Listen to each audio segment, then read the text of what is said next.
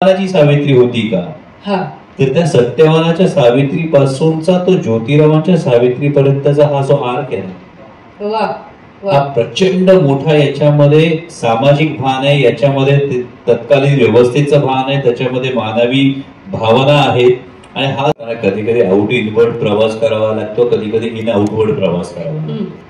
तर या बाबतीमध्ये ज्योतिरावांच्या बाबतीत खूप जास्त इन आउटवर्ड प्रवास तुम्हाला जास्त दिसतो. कारण त्यामध्ये होतं असं, जेव्हा तुम्ही शेतकऱ्याचा असूड वाचता, गुलामगिरी वाचता, म्हणजे आता जसं सरांनी सांगितलं तसं सावित्रीबाईंनी हा संसार करणं म्हणजे अक्षरशः पदरात पेटचा निखारा बांधून केलेला संसार आहे. तुम्ही गुलामगिरी वाचा, तुम्ही सार्वजनिक सत्यधर्म वाचा, तुम्ही शेतकऱ्याचा असूड वाचा, तुम्ही तृतीय रत्न सारखं नाटक वाचा. हे जेव्हा तुम्ही वाचता तेव्हा हा काय धगधगता अंगार असेल याचा विचार येतो. आणि मग त्याची उत्पत्ती नेमकी कुठे असेल. हा जो सावित्रीबाईंचा, आम्ही सरांची चर्चा करताना काय मी एक गोष्ट म्हणतो की खर तर नेवसे पाटलांनी मुलीचं नाव सावित्री का ठेवलं असेल. बरोबर. तर ती जी सत्यवानाची सावित्री होती का? तर त्या सत्यवानाच्या सावित्री पासूनचा तो ज्योतिरावांच्या सावित्री पर्यंतचा हा जो आर्क आहे ना, हा प्रचंड मोठा, याच्यामध्ये सामाजिक भान आहे, याच्यामध्ये तत्कालीन व्यवस्थेचं भान आहे, त्याच्यामध्ये मानवी भावना आहेत.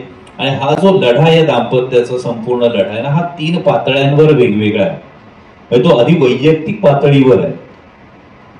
मी का शिकावं हा प्रश्न सावित्रीबाईंना का पडला असेल, आणि माझ्या बायकोने का शिकावं हा प्रश्न ज्योतिरावांना का पडला असेल. इथून वैयक्तिक पातळी सुरू होते, त्यानंतर ती कौटुंबिक पातळीवर होते. तत्कालीन कौटुंबिक व्यवस्थेनुसार किती स्वातंत्र्य असेल, किती नसेल, आणि नंतर ते सामाजिक स्तरावर जातो. मगाशी सती सर आणि गंगावणे सर जेव्हा बोलत होते तेव्हा हे 3 लेअर काढत असताना कलाकार म्हणून मी कायम असं म्हणतो की राजेशिवाय छत्रपती भूमिका करत असताना एक वेगळं चॅलेंज होतं.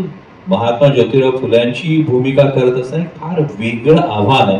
त्यावेळचा काळ, त्यावेळचा जो संपूर्ण सामाजिक परिस्थिती, कौटुंबिक परिस्थिती सगळं शोधून त्यातून समोर जाणं इज अ चॅलेंज.